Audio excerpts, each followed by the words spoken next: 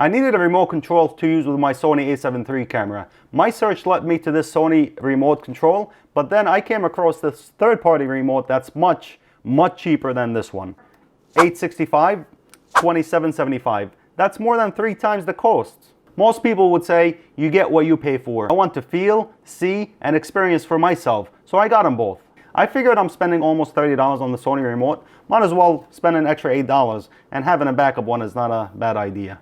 In terms of the packaging, they're both packaged well in a box with a small instruction manual on the inside. The Sony box is bigger and looks more professional. What's more important than the box they came in with, which you're gonna throw out anyway, is the build quality. I felt that both remotes are well built. Sony feels a little heavier and a little thicker. The JCC remote feels cheaper, but it's not bad at all. Both remotes use a CR2025 battery, which is provided.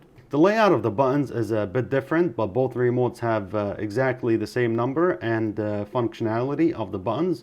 The only thing I found that's odd is on the Sony remote, the video start-stop is the red button, which makes sense, whereas on the JCC, the red button is for the shutter when taking photos. I don't know why they did it that way. One thing I noticed is that the label on the buttons on both remotes are placed differently. The labels on the Sony remote are not on the buttons but above it.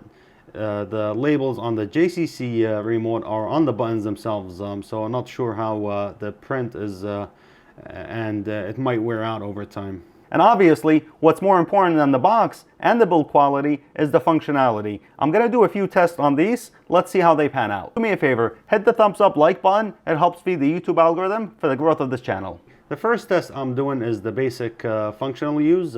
Starting and stopping a video from a distance of 3 feet is exactly the same for both remotes. Even the responsiveness is the same. The next test I did was the same basic functionality test, but this time from a distance of 25 feet. I didn't go any farther than that because I just think it's not it's impractical to use this remote control for a camera at a longer distance than that.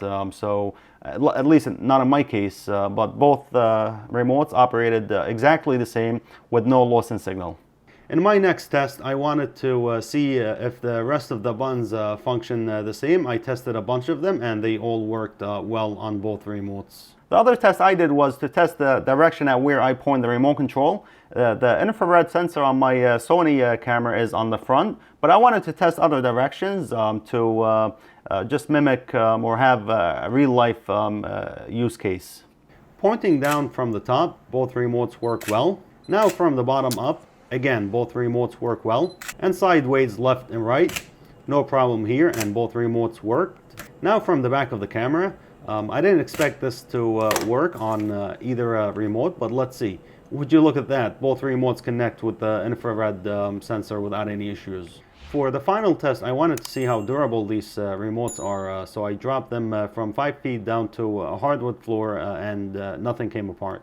I usually don't cheap out on something that's going to improve my workflow or life in general, so call me crazy, but I'm glad I got both of these remotes so I can see for myself and show you that sometimes you shouldn't pay more for something just because it's got a brand name logo on it. I'm not getting any added value from the Sony remote control here. That's 3 times as much as the JJC remote control. Now for the long term, I'm not sure what's going to happen. This cheap one might break after a month, but so can the Sony. You see, technology in general is not exact science. Even the best products out there break. Hey, thanks for watching this video. Give it a thumbs up, like if you got value out of it. Subscribe and hit the bell icon to be notified of any new content I put out. Let me know in the comment section below if you have any questions. And let me know what your thoughts are on whether the saying, you get what you pay for, is true or not. Tell me about an experience you had. I'll tech you up later.